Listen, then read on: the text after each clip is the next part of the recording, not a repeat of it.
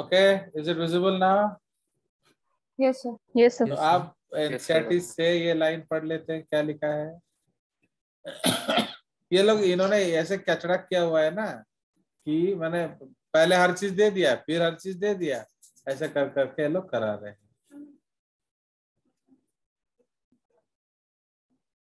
चलिए ये सब स्टोरीज आप खुद पढ़ लेंगे, ये जो बायो प्रोसेस इंजीनियरिंग ये सब जो, okay, like genetic engineering, bio process engineering, okay.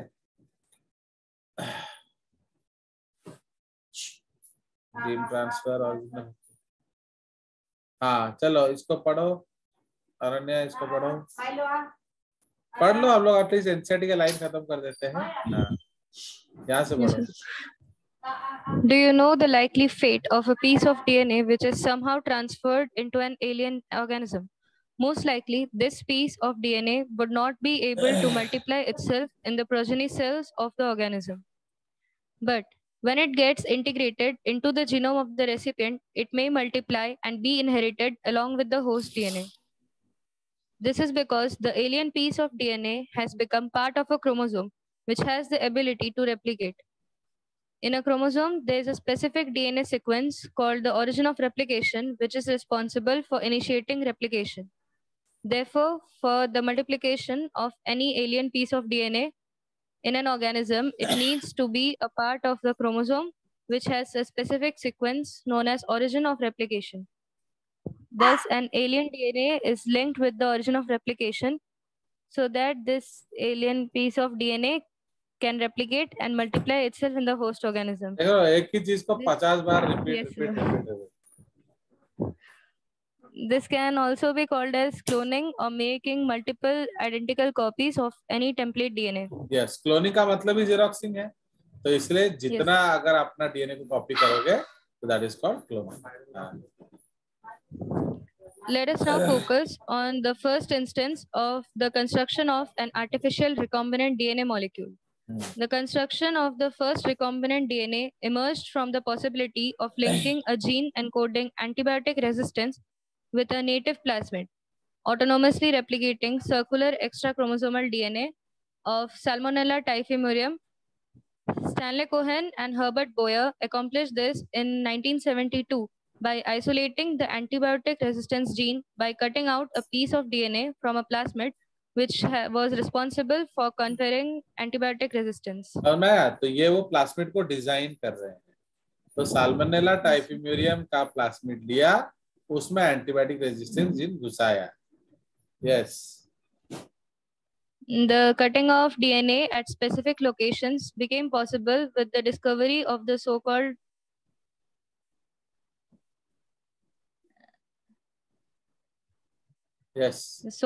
molecular scissors restriction enzymes.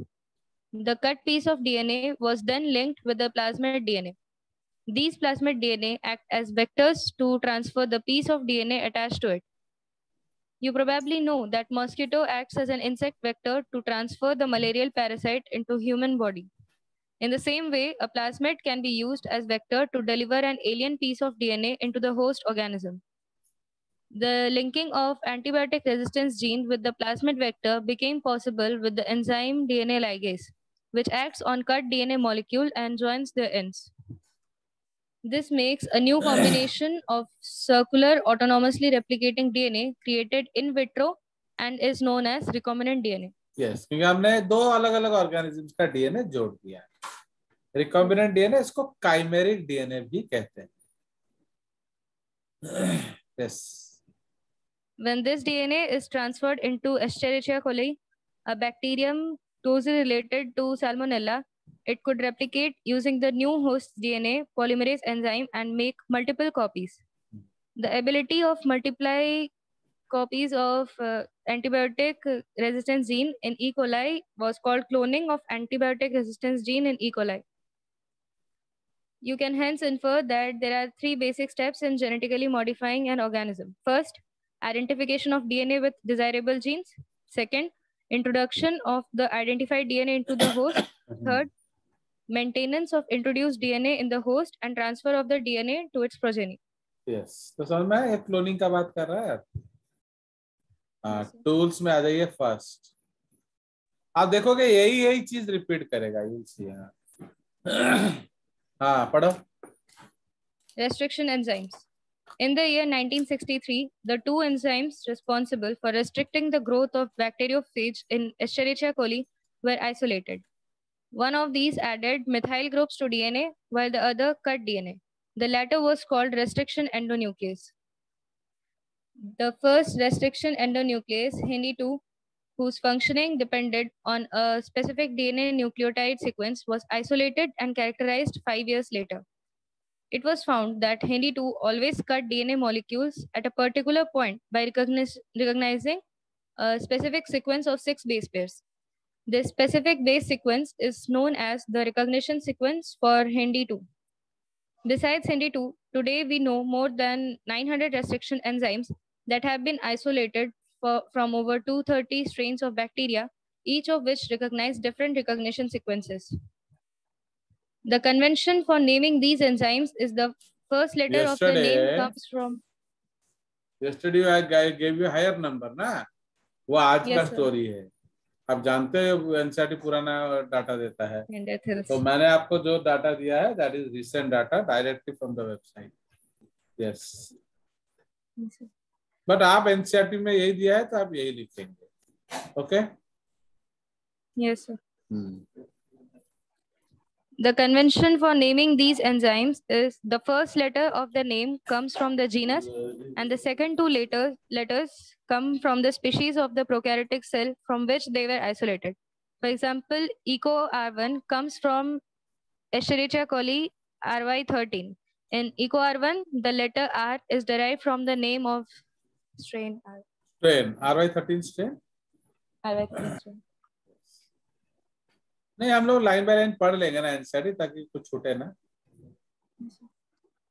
Yes, Roman numbers following the name indicate the order in which the enzymes were isolated from that strain of bacteria. Restriction enzymes belong to a larger class of enzymes called nucleases. These are of two kinds, exonucleases and endonucleases. Exonucleases remove nucleotides from the ends of a DNA, whereas endonucleases make cuts at specific position within the DNA. समझ में आया? तो हम लोग कौन कौन सा exonuclease जानते हैं? What are the types of exonuclease we know? बोलो, अब साफ सूझ जाता है तुम लोग को। DNA pol 1। एक्सोन्यूक्लियस कौन कौन सा हम जानते हैं? देख रहे हो आप, you are lacking common sense. भाई डीएनए का दो ही तो एंड है, एक 5 है एक 3 है, तो एक 5 to 3 काटेगा, एक 3 to 5 काटेगा। 3 to 5, तो इसीलिए 5 to 3 exonuclease and 3 to 5 exonuclease. तो इसमें इतना क्या हो गया? हाँ चलिए आगे। Each restriction endonuclease functions by inspecting the length of a DNA sequence.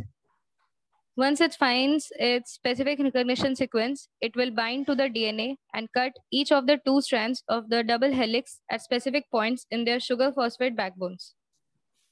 Each restriction endonuclease recognizes a specific palindromic nucleotide sequences in the DNA. तो देखो यही डायग्राम जो आपको स्कूल में आएगा बनाने के लिए, एंड याद रखना, इधर लिख लो अगर आपके पास बुक है तो, this is compulsory in board.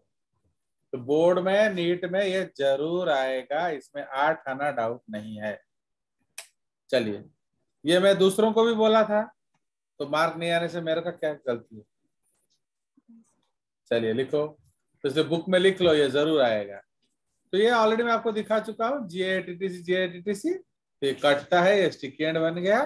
अब इसको अगर हम लाइगेशन करेंगे तो ये दोनों एंड जुड़ जाएगा। तो सपोज रेड वाला वेक्टर है एंड ये ब्लैक वाला फॉरेन डीएनए है, तो ये बन गया recombinant DNA. Understood? Yes sir. चलिए, ये अब ये मलयालम हम नहीं पढ़ेंगे। हाँ चलिए नेक्स्ट।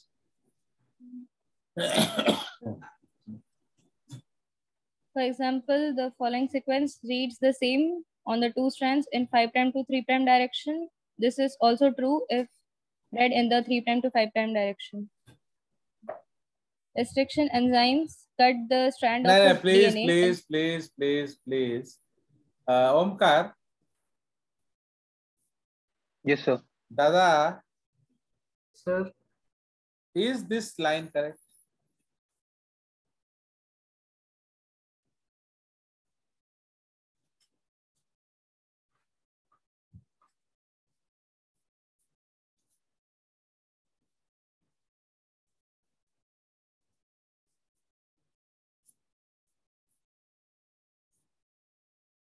क्या ये लाइन करेक्ट है? ना ये is also true if we read in 3' to 5' में उल्टा हो जाएगा तो हाले तो इसको यहाँ भी क्या लिखना चाहिए था? ये एरो को बदलना चाहिए था. अरे उल्टा पढ़ना बनाना चाहिए था. समझ आया? तो देख रहे हो फिर एनसीईआरटी शायद बोला है कि 3' से 5' में अगर पढ़ेंगे उल्टा आएंगे, पढ़ाओ. तो शायद दोनों में सेम। पढ़ो 3' to 5', इज इट सेम? 3' से CTT है जी सर, इस तरफ से 3' से अगर पढ़ेंगे तो पढ़ो. तो वो तुम you are trying to justify the line, please justify it. तो this is also true if read from 3 to 5. तो 3 to 5 क्या है? CTTAG. तो हाउ इट इज पैलिंड्रोमिक. तो इसलिए ये एरो उल्टा करना पड़ेगा. अंडरस्टूड? जागृति, कैन यू जस्टिफाई? सर मुझे लगा कि इस तरफ से 3' CTT है जी उस तरफ, मतलब ऊपर स्टैंड का पीछे से बढ़ के आएंगे 3' CTT. इधर लिखा है 5 to 3 पढ़ेंगे तो हम यहाँ से पढ़ेंगे. इधर लिखा है 3 to 5 पढ़ेंगे तो हम यहाँ से पढ़ेंगे. I think it is complementary, not palindromic. Yes Omkar, what is your राय? हाँ सर, गलत दिया, वो एरो उल्टा होना चाहिए. चलिए आगे बढ़िए. तो इसलिए आपके क्लास आपको बकवास कौन पढ़ाता है बताओ, है कि नहीं? तो जेजेस का बकवास काम का है या नहीं? Yes. चलिए आगे बढ़िए. Yes sir. Restriction enzymes cut the strand of DNA a little away from the center of the palindrome sites, but between the same two bases on the opposite strands. This leaves single-stranded portions at the ends. There are overhanging stretches called sticky ends on each strand. These are named so because they form hydrogen bonds with their complementary cut counterparts. This stickiness of the ends facilitates the action of the enzyme DNA ligase. Yes, क्योंकि ligase तो phosphodiester bond बनाएगा ना, उसलिए एक बार sticky हो जाए फिर ligation आसान हो. Next. Restriction endonucleases are used in genetic engineering to form recombinant molecules of DNA, which are composed of DNA from different sources or genomes. When cut by the same restriction enzyme, the resultant DNA fragments have the same kind of sticky ends, and these can be joined together end to end using DNA ligases. Yes. Again, ये very important है, same enzyme. Okay. Like अगर हम enzyme 1 को use करें sticky और enzyme 2 को use करें sticky, तो वो दोनों एक्चुअली स्टिकी एंड नहीं है. That is staggered cut but not sticky end. क्यों? Because they will not stick. तो इसलिए you have to use same enzyme. ठीक है? तो इसलिए ये भी ड्राइंग आ सकता है, आप उसको ध्यान में रखेंगे. तो आप जैसे ये डीएनए ऐड हुआ तो ये रिकॉम्बिनेंट डीएनए बन गया. एंड रिकॉम्बिनेंट डीएनए अगर बैक्टीरिया ने उठाया तो हम कहते हैं ट्रांसफॉर्म. अगर नहीं उठाया तो हम कहेंगे नॉट ट्रांसफॉर्म. चलिए, फॉर एग्जाम्पल देखो, all of you see here. तो जब हमारा ये बनेगा, ओके, तो अब जैसे हम लोग का ये बना रहे हैं हम लोग, तो ये रेड वाला है. Suppose will take a red one. Now this is a red plasmid, but इसमें क्या है? इसमें पैचेस ऑफ ब्लू है. तो अब ये गया आगे, ये गया आगे, तो इकोलाई, दीज आर इकोलाइज. तो इसमें क्या हुआ? रेड एंड ब्लू, एंड इसमें क्या हुआ, ओनली रेड। तो इसीलिए अब ये इसको हम लोग क्या कहेंगे, non transformant. Non transformant. Non recombinant ना। आगे अगर ये लिया, ठीक है, तो ये नॉन रिकॉम्बिनेंट है, एंड ये क्या हो गया, रिकॉम्बिनेंट। रिकॉम्बिनेंट। बट जैसे ये रिप्रोड्यूस करेगा तो इसमें ये कॉपी रिप्रोड्यूस करेगा, तो इसका मतलब वो बदल गया है, तो वो ट्रांसफॉर्मेंट। पर इधर क्या होगा, वो रहेगा non transformant, non transformant. Non transformant. ठीक है जी, तो यही चीज हम आगे पढ़ेंगे। यस। चलिए, सो दिस इज द केस। हाँ, यहाँ लाइन आएगा धीरे धीरे। Yes. You may have realized that normally, unless one cuts the vector and the source DNA with the same restriction enzyme, the recombinant vector molecule cannot be created. Separation and isolation of DNA fragments. The cutting of DNA by restriction endonucleases results in the fragments of DNA. These fragments can be separated by a technique known as gel electrophoresis. Since DNA fragments are negatively charged molecules, they can be separated by forcing them to move towards the anode under an electric field through a medium or matrix. Nowadays, the most commonly used matrix is agarose, which is a natural polymer extracted from seaweeds. The DNA fragments separate, resolve according to their size through sieving effect provided by the agarose gel. Hence, the smaller the fragment size, the farther it moves.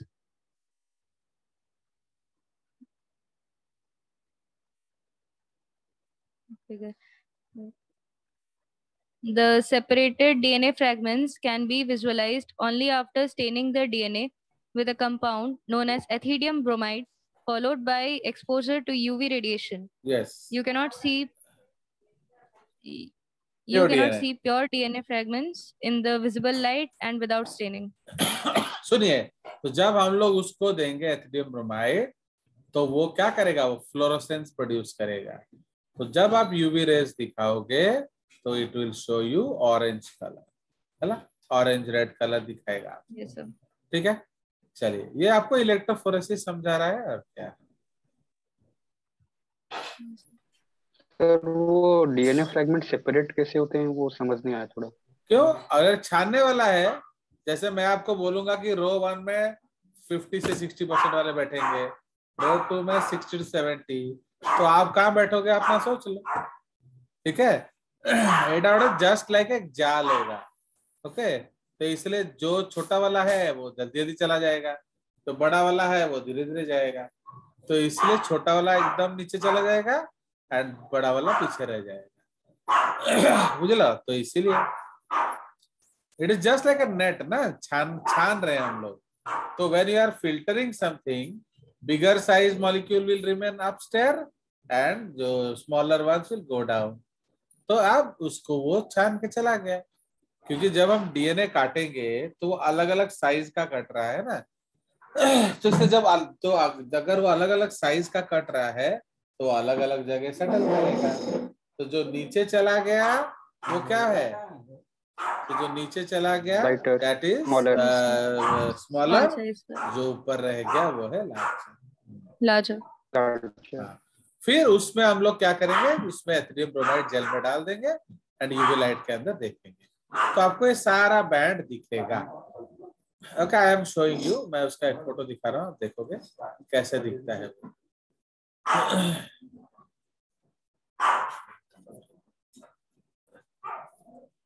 Are you able to see this, bro? Yes, sir. Yes, sir. Yes sir. ये देख रहे हो, तो ये आपका एक jail है, इसको उन्होंने यूवी लाइट में दिखाया हुआ है। ठीक है जी, तो आप ये जो बैंड्स देख रहे हो कि नहीं, so these bands are which color? Orange color. Orange. वो आपको दिख रहा है। Okay, so this is how you will see. Clear? हाँ, Yes. चलो आगे पढ़ो। At least we will wind up the NCERT job ना, उससे क्या होगा कि आप एटलीस्ट श्योर हो गए कि हमने एनसीईआरटी कर लिया है। मैं क्या बोल रहा हूँ? Yes, sir.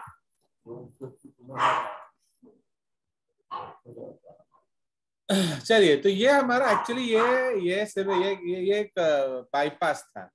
हम लोग को जीन काट रहे हैं, तो ये आपका अलग अलग सेगमेंट जीन है। तो अब सपोज हमको ये वाला सेगमेंट चाहिए, ये वाला, तो हम इसको कट करके निकाल लेंगे। समझ में आया? So this is our desired gene.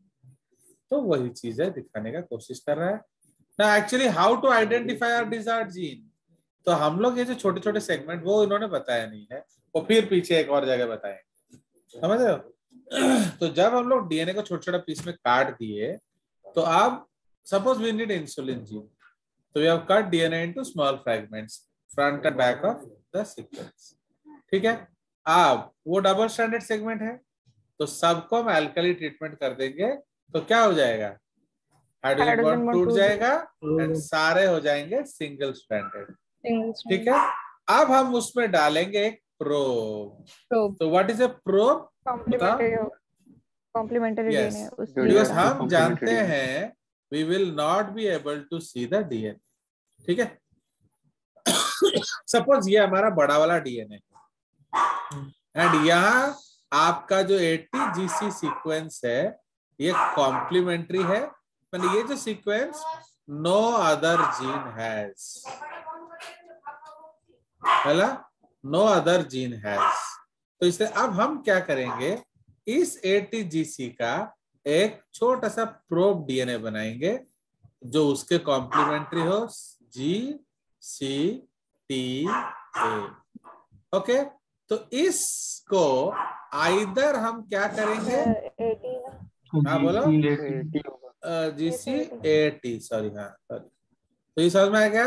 तो इसको हम दो चीज कर सकते हैं, एक हम इसमें रेडियो एक्टिव कंपाउंड से बनाएंगे, ठीक है, रेडियो एक्टिव, एंड नंबर 2 इसमें हम antibody with fluorescent dye tag कर देंगे। ठीक है, तो इसको हम लोग कहते हैं इम्यूनोफ्लोरोसेंस टेक्निक। समझ में आया? जो आपको वो बता रहा है, एंड इसको हम लोग कहते हैं ऑटो रेडियोग्राफी। ठीक है, अंडरस्टूड? तो अब क्या करेंगे, जब जेल हो जाएगा फिर उसको इलेक्ट्रोफोरेसिस कर देंगे। तो अब ये जो पर्टिकुलर सेगमेंट है ये हमारा वाला है सपोज, तो इसको अब हम लोग क्या करेंगे, इसके ऊपर एक नेगेटिव डाल देंगे, नेगेटिव इन डार्कनेस। तो क्या होगा, that particular point will become exposed, है कि नहीं?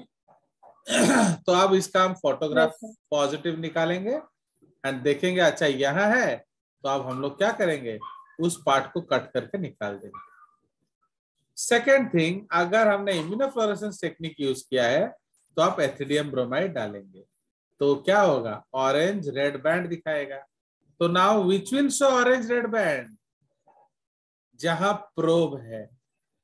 ओके, तो इन्होंने क्या किया है, सबको ऑरेंज रेड बना दिया, तो उससे हम अपना जीन आइसोलेट नहीं कर सकते। अंडरस्टूड? तो if you want to isolate the whole gene, then you have, ये क्या है कि सिंपली आपको इलेक्ट्रोफोरेसिस, इसको आप फिंगरप्रिंटिंग कह सकते हो। ये जो कर रहा है ना इलेक्ट्रोफोरेसिस, ये क्यों कर रहा है, फिंगरप्रिंटिंग के लिए। तो आपको बैंड बैंड बैंड दिख गया, आप जान गए ये मेरा है, ये मेरा बापू है, मेरी माँ है। बट अगर आपको अपना डीएनए को ढूंढना है तो सब में एथिडियम ब्रोमाइड का सोर्स नहीं लगाएंगे, हम लोग सिर्फ प्रोब को स्टेन देंगे एंटीबॉडी के साथ। तो जिधर प्रोब लगा होगा that band will be coloured, rest will be not coloured. Understood? तो अब हम लोग क्या करेंगे, उस पार्ट ऑफ द डीएनए को कट करके निकाल देंगे। ठीक है, निकालकर फिर उसको एल्कली ट्रीटमेंट कर देंगे, ओके, एंड फिर उसको इलेक्ट्रोफोरेसिस करेंगे। तो अब जहां ऑरेंज दिखा रहा है वहां कौन है, प्रोब। तो हमारा डीएनए कहाँ है, जहाँ कलर नहीं है। तो क्या करेंगे, जिसमें कलर नहीं है उसको लेंगे, वो हमारा रिक्वायर्ड। नहीं, जो प्रोब को काट करके निकाल देंगे। तो बाकी पूरा जेल में हमारा ही डीएनए होगा, तो उसको निकालो एंड फिर उसको आप क्लोनिंग कर सकते हैं। अंडरस्टूड? Yes sir. चलिए, तो इसलिए ये जो इलेक्ट्रोफोरेसिस है ये अलग काम दिखा रहा है। चलिए अब आ जाइए वेक्टर का चलते हैं। यस, इसको पढ़िए। Cloning vectors. You know that plasmids and bacteriophages have the ability to replicate within bacterial cells independent of the control of chromosomal DNA. Bacteriophages, because of their high number per cell, have very high copy numbers of their genome within the bacterial cells. Some plasmids may have only 1 or 2 copies per cell, whereas others may have 15 to 100 copies per cell. Their numbers can go even higher. If we are able to link an alien piece of DNA with bacteriophage or plasmid DNA, we can multiply its numbers equal to the copy number of the plasmid or bacteriophage. Vectors used at present are engineered in such a way that they help easy linking of foreign DNA and selection of recombinants from non-recombinants. इधर actually देख रहे हो, या हमने दो काम किया है। एक तो बैक्टीरियोफेज को यूज कर रहे हैं, ओके, एक हमारा प्लास्मिड को यूज कर रहे हैं। ठीक है जी। तो एक्चुअली क्या है, तो बैक्टीरियोफेज भी क्या करता है, वो अपना डीएनए लेकर जीनोम में घुसा देगा। ठीक है, तो भी हमारा काम हो सकता है, या फिर प्लास्मिड में आप घुसा दो तो भी हमारा काम हो सकता है। ठीक है जी। यस, बट अगर हम लोग बैक्टीरियोफेज को यूज करेंगे तो उसका जीनोम इफेक्ट हो रहा है, तो अगर उसका जीनोम इफेक्ट हुआ तो कुछ गड़बड़ हो सकता है।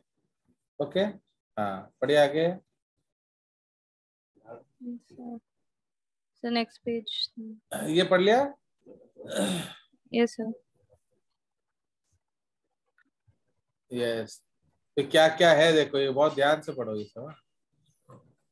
The following are the features that are required to facilitate cloning into a vector. First, origin of replication, origin. This is a sequence from where replication starts, and any piece of DNA, when linked to this sequence, can be made to replicate within the host cells. This sequence is also responsible for controlling the copy number of the linked DNA. So, if one wants to recover many copies of the target DNA, it should be cloned in a vector whose origin supports high copy number.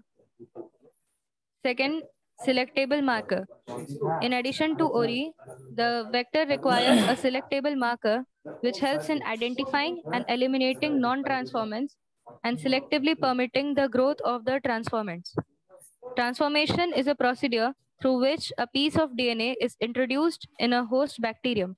You will study this process in subsequent section. Normally, the genes encoding resistance to antibiotics such as ampicillin, chloramphenicol, tetracycline, or kanamycin, etc. are considered useful selectable markers for E. coli. The normal E. coli cells do not carry resistance against any of these antibiotics. सुनिए, अगर कालू का test आएगा ना, तो उसमें इसके पूछेंगे which of the antibiotic may not be use करके इसके अलावा एक दे देगा। ठीक है, तो याद रखना कि ampicillin, chloramphenicol, tetracycline, kanamycin, but ऐसा कोई जरूरी नहीं है, वो कोई भी एंटीबायोटिक हो सकता है।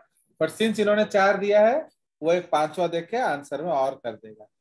ठीक है, या which of the following, how many correct, तो उसमें क्या करेगा, 2-4 और दे देगा, तो इसलिए हाउ मेनी करेक्ट पूछेगा ऐसे। ठीक है, तो इसलिए आपको एनसीईआरटी लाइन बाय लाइन पढ़ना है, तो यही 4 आपको रटा होना चाहिए, ampicillin, chloramphenicol, tetracycline and kanamycin. ठीक है, बट रूल में ऐसा नहीं है, वो कुछ भी हो सकता है। हाँ, चलिए। Third, cloning sites. In order to link the alien DNA, the vector needs to have very few, preferably single recognition sites for the commonly used restriction enzymes. सुनिए, ये बहुत क्रिटिकल है। ये इसका मतलब क्या समझे बताओ? ओम, ये क्या समझा ओमकार इसका मीनिंग? मतलब प्लाज्मिड में एक ही या फिर बहुत कम रिकॉग्निशन साइट होने चाहिए जहाँ पे वो रेस्ट्रिक्शन एंजाइम काटेगा। नहीं, कौन सा पर्टिकुलर? सपोज सपोज मुझे इको R1 साइट चाहिए, ओके, तो एक प्लास्मिड में एक इको R1 हो तो अच्छा ना 100 इको R1 हो तो अच्छा? एक हो तो अच्छा। एक वाई eco R1।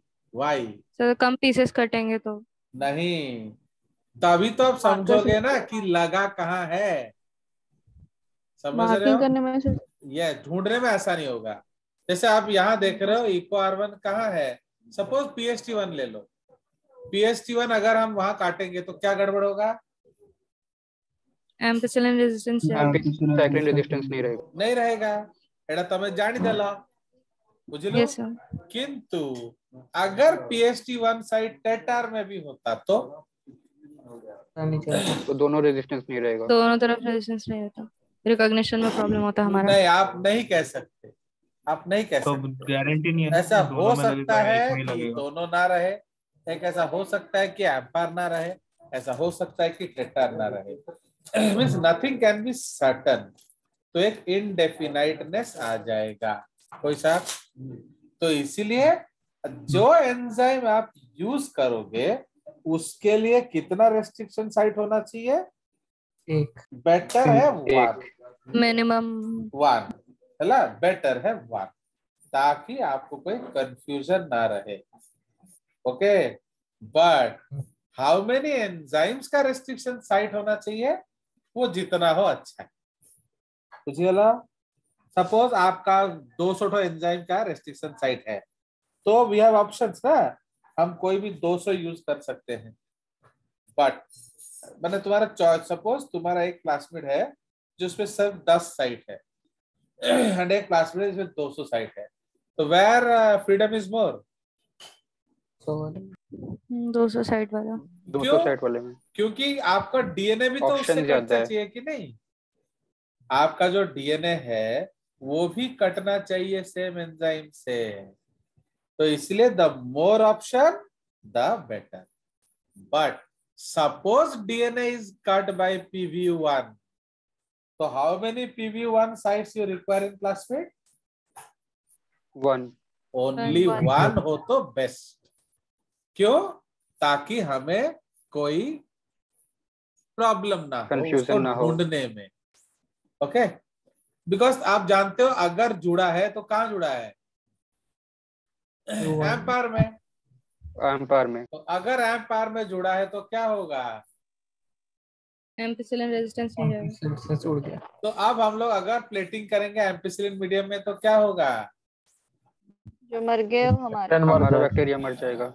मतलब रिकॉम्बिनेंट ना, यूज टर्म्स, तो recombinant bacteria will die, non recombinant bacteria will survive. ठीक है, तो ये वाला आप पहले प्लेटिंग में करोगे ना दूसरे प्लेटिंग में? दूसरे में। यस, दूसरे प्लेटिंग में। You will use mother plate, master plate या रेप्लिका 1 प्लेट? रेप्लिका। क्यों? ताकि एक मास्टर यूज बार, कर दे तो बचेगा यस, नहीं। कंपेयर कर पाएंगे मास्टर प्लेट से। सुनिए, एक्चुअली जब हम मास्टर प्लेट को यूज करेंगे तो उससे क्या होगा, आपका अदर बैक्टीरिया भी हो सकता है ना जो एम्पिसिलिन से सेंसिटिव हो, यस सर। तो हमें ढूंढना मुश्किल होगा। तो पहले एक बार टेट्रासाइक्लिन मार दो, तो जो टेढ़े वेढ़े थे वो मर जाएंगे। अरे सुनो, जो नॉर्मल इकोलाई है उसमें तो कोई एंटीबायोटिक रेजिस्टेंस जीन नहीं होगा ना, बुझे कि नहीं? ये समझो, ये बहुत बहुत क्रिटिकल चीजें हैं। सपोज हम लोग प्लेटिंग कर रहे हैं, okay, we are plating, so this is master plate.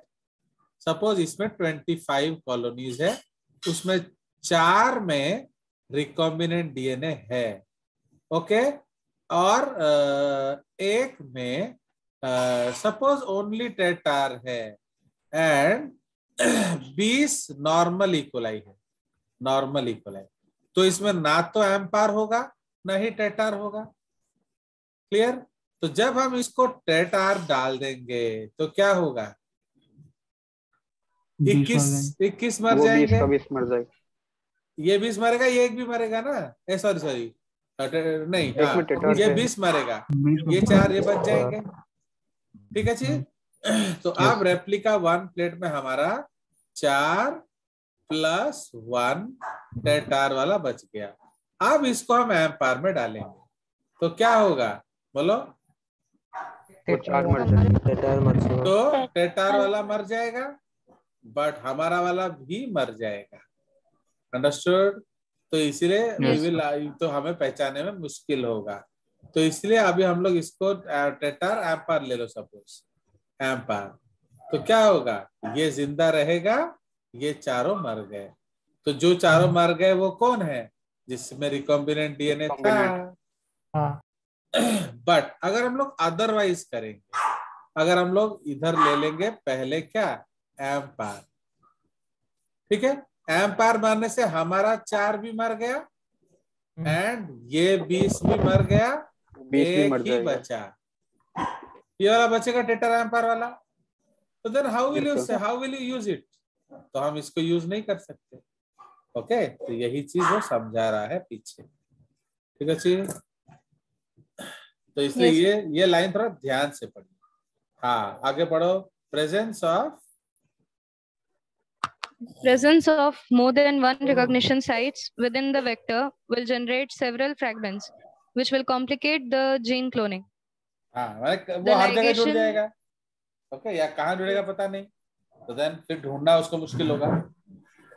Yes. तो मतलब एक एंजाइम के लिए एक साइट होना जरूरी है, बट एक साइट के लिए एक जितने एंजाइम enzyme- के हाँ, लिए माने जो हम यूज करेंगे, देखो भैया तू चाहेगा और वो मिल जाएगा ना क्या?